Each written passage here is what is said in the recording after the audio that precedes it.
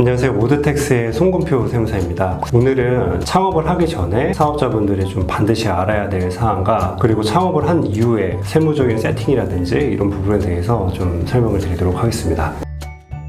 이런 질문들을 많이 하시더라고요. 내가 좀 집에서 사업자 등록을 하고 싶은데 오피스나 상가 같은 데가 아니라 집에서 사업자 등록이 가능한지 라고 여쭤보시는 분들이 굉장히 많은데, 일단 집에서도 사업자 등록이 가능합니다. 처음부터 어떤 사업에 대한 구조도 잘 익히지 못하고 또 수입도 적은 상태에서 오피스나 상가 같은 데 계약을 하게 되면은 월세가 계속 나가잖아요. 초반에는 사업을 하실 때 뭐 그렇게 하실 필요는 없다고 생각이 듭니다. 일단은 집에서 좀 사업자 등록을 하셨다가 좀 어느 정도 사업 구조가 지시고 그런 다음에 오피스로 옮기셔도 뭐 충분하다고 생각이 듭니다. 그리고 공유 오피스에서 사업자 등록이 가능한지 이런 부분들 좀 여쭤보시는 분이 많은데, 공유 오피스도 뭐 사업자 등록이 당연히 가능하죠. 그리고 공유 오피스 같은 경우에 최근에 좀 이슈가 있습니다. 어떤 거냐면 창업중소기업 세액 감면이라는 제도가 있는데, 수도권 가미력제권역 밖에서 창업을 하시게 되면은 청년 같은 경우에는 소득세를 100% 감면이 되고요. 그리고 청년이 아닌 경우에는 50% 소득세 감면이 됩니다. 이러한 점을 좀 이용을 해서 현재 사업장은 수도권인데 어떤 사업자 등록을 수도권 가미력제권역 밖에서 하시는 경우에, 이 경우에 세무서에서 많은 추징이 이루어지고 있거든요. 실질에 따라서 사업자 등록을 하셔야 나중에 추징당하는 문제가 없습니다. 그래서 공유 오피스에서 일단은 뭐 사업자 등록 자체는 가능한데 어떤 감면을 위해서 타 지역에서 사업자 등록을 하시는 거는 그거는 하시면 안 된다고 생각이 듭니다. 제가 방금 전에 말씀드렸다시피 수도권 가미력제권역 밖에서 창업을 하시게 되면은 일반적으로 50%, 청년 같은 경우에 100% 이런 식으로 감면이 되거든요. 이게 굉장히 크기 때문에 어떤 장소에서 창업을 하느냐도 굉장히 중요하고, 이 세법에는 창업일이라는 개념이 있는데, 바로 법인 같은 경우에는 창업일이 법인 등기일이 되고, 개인 같은 경우에는 사업자 등록일이 창업일이 됩니다. 이게 왜 중요하냐면 우리가 처음에 사업자 등록을 하실 때 그때가 창업일이 되는 거지, 어떤 업종 추가나 이런 경우에는 이 창업일이 될 수가 없어서 창업중소기업 세액 감면을 적용받을 수가 없습니다. 만약에 내가 뭐 다른 업종을 하고 싶은데 초반부터 사업자 등록을 할 때부터 이런 업종들을 넣어서 사업자 등록을 해야지, 부업종으로 추가를 하게 되면은 창업이 아니기 때문에 좀 주의를 하셔야 됩니다. 그리고 이제 사업자 등록하시러 갈 때 사업자분들이 좀 불안해 하시더라고요. 어떤 부분이냐면 세무공무원이 이거를 좀 빠꾸시키면 어떡하지? 이런 부분을 좀 걱정하시는 분이 많은데, 이 사업자 등록의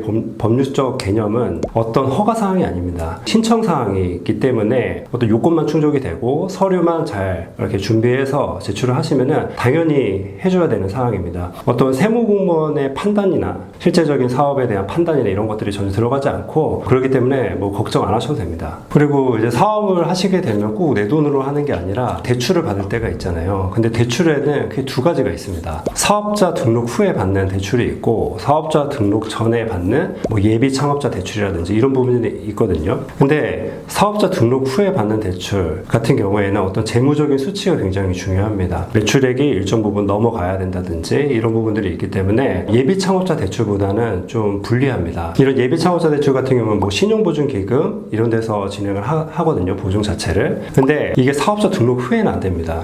이런 대출을 원하시는 분들은 사업자 등록 전에 반드시 신용보증기금에 가셔가지고 좀 어느 정도 상담을 받고 진행을 하시는 게 좋습니다.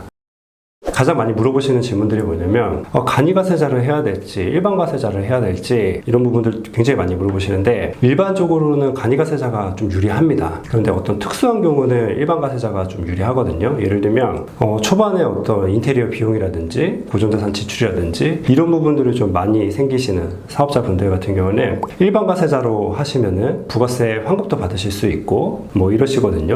왜 그러냐? 간이가세자 같은 경우에는 납부할 부가세도 적은데 공제받을 부가세도 굉장히 적거든요. 그렇기 때문에 계산 구조상 환급이 나올 수가 없습니다. 근데 일반가세자 같은 경우에는 납부할 세액도 많고 공제받을 금액이 많다고 하면은 그것도 100% 공제가 되거든요.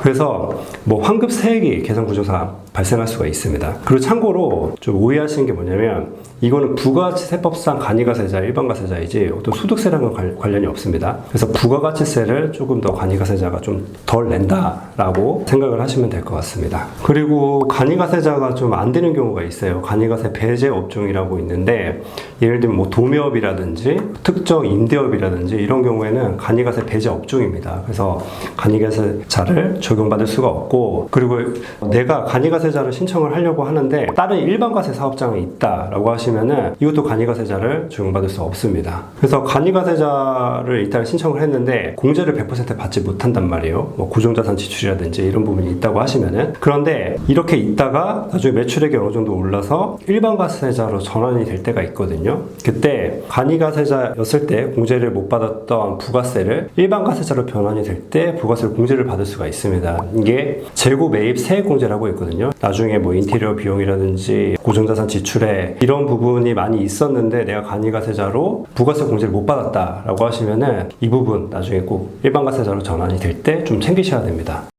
그리고 사업자 등록을 하고 나서 이제 무엇을 해야 되냐? 일단 은행을 가셔야 됩니다. 사업자 등록증 가져가시고 신분증 같은 거 가져가셔서 사업용 계좌를 만드시고요. 그리고 공인인증서, 공인인증서도 일반 공인인증서가 아니라 세금계산서를 발급할 수 있는 공인인증서를 발급을 받으셔야 됩니다. 그리고 요즘에 노란우산 공제라고 해서 세법적으로 소득공제도 되고 굉장히 좋거든요. 이율도 좋고. 근데 이게 자영업자들을 위한 건데 적립을 했다가 나중에 사업자분들이 뭐 폐업을 하실 때 돌려받을 수 있는 금액입니다. 그래서 노란우산 공제 이거 꼭 추천을 드립니다. 이제 홈택스에 들어가셔서 사업용 카드를 등록을 하셔야 됩니다. 이 사업용 카드가 어떤 정해진 카드가 아니라 내가 사업자 등록 전에 가지고 있던 뭐 체크카드, 신용카드 이런 부분들이거든요. 다 등록이 가능합니다. 등록을 하셔야 홈택스에서 조회가 되고 어떤 부가세 공제도 가능하고 소득세 경비로도 인정이 가능하거든요. 근데 이게 뭐 사업자 등록 전에 사업용 비품을 샀다라고 하시면 이런 부분들도 다 공제가 됩니다.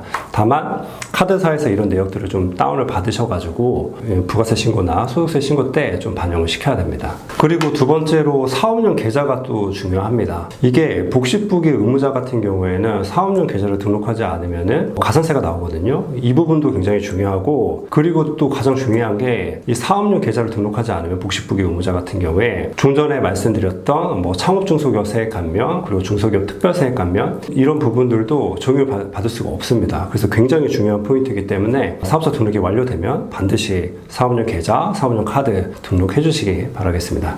그리고 사업을 시작을 하시게 되면 우리 사업자분들이 내셔야 될 세금은 크게 두 가지입니다. 부가가치세 그리고 소득세를 내셔야 되는데, 소득세 같은 경우에는 필요경비라든지 세액 감면, 뭐 세액 공제 이런 부분들 때문에 실제로 막 그렇게 납부하시는 금액은 크지 않거든요. 그런데 부가세는 생각보다 부담이 굉장히 많습니다. 그래서 이제 제가 추천드리는 방법은 매출액의 3%에서 한 5% 정도는 부가세 통장을 따로 만들어서 한 달에 한 번 정도 이체를 좀 시켜 놓는 겁니다. 그래야 좀 부가세에 대한 그 예측이 가능하고, 그리고 부담이 좀 가능하거든요. 그래서 부가세 통장 만들기 이 부분 좀 기억을 해주시면 좋을 것 같습니다. 그리고 사업을 시작을 하시게 되면 어떤 증빙을 잘 받으셔야 됩니다. 세법에는 적격 증빙이라고 해서 뭐 세금계산서, 계산서, 현금영수증, 그리고 신용카드 이런 것들이 있는데, 계좌 이체 내역, 그리고 현금 사용 내역 이거 가지고는 어떤 부가세 공제나 소득세 경비 처리가 되지가 않습니다. 그래서 만약에 현금이나 계좌 이체를 사용을 하셨을 때 세금계산서를 발급을 받으시고 상대방으로부터, 그리고 현금영수증을 발급을 받으시고, 이런 식으로 적격 증빙을 받는 습관을 좀 잘 들여 놓으셔야 됩니다. 그래서 사업자 등록증이 나오게 되시면은 핸드폰에 사업자 등록증을 좀 찍어 놓으셨다가 뭐 현금이나 계좌 이체 사용하실 때 그때 상대방한테 이쪽으로 세금계산서나 현금영수증 발행을 해달라고 좀 요청을 하시는 습관도 필요하고, 그리고 우리가 현금영수증을 예전에는 근로자였을 때는 핸드폰 번호 찍고 그렇게 해서 어떤 소득공제용으로 많이 받으셨잖아요. 이제는 그렇게 하지 마시고 이제 사업자 등록번호 좀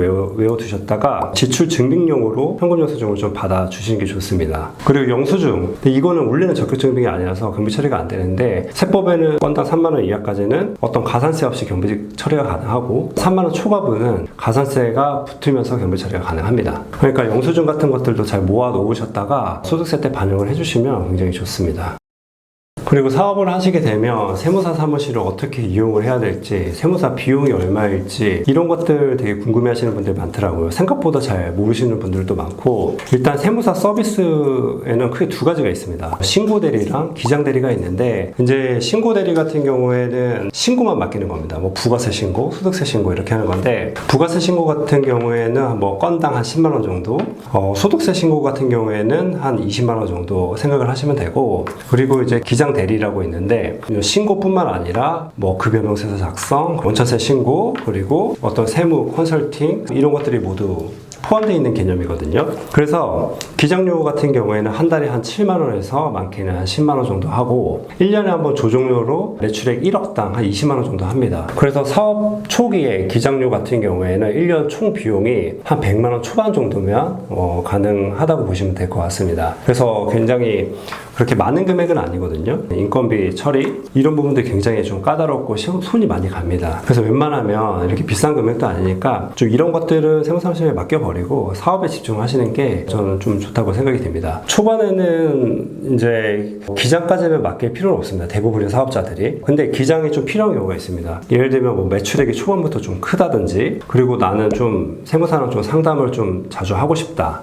그리고 인건비가 있다라고 하시면은 기장을 좀 맡기시는 게 굉장히 좋습니다. 그리고 이 기장료 같은 경우에도 업무량에 따라서 다 조정이 가능하거든요. 그래서 이렇게 저희가 정해진 뭐 7만 원, 10만 원 뭐 이렇게 돼 있지만, 세무사랑 좀 상담을 통해서 좀 협의가 가능한 부분입니다. 그렇기 때문에 좀 부담스러워하지 마시고 가볍게 연락 주셔서 상담 받으시면 됩니다. 그리고 요즘 보시면은 인터넷에 되게 싼 기장료들이 굉장히 많잖아요. 이게 뭐 3만 3천 원부터 시작을 해가지고 뭐 이런 식으로 하는데, 실제로 거기서 좀 상담을 받아보면 매출액이 크면 좀 기장료가 추가가 되고, 그리고 인건비가 있으면 기장료가 추가가 되고, 뭐 이런 식으로 기장료가 점점 좀 올라가거든요. 근데 그렇게 하실 바에 제 생각에 일반적인 그런 세무사 사무실에서 맡기시는 게 저는 오히려 좀 좋다고 생각이 듭니다.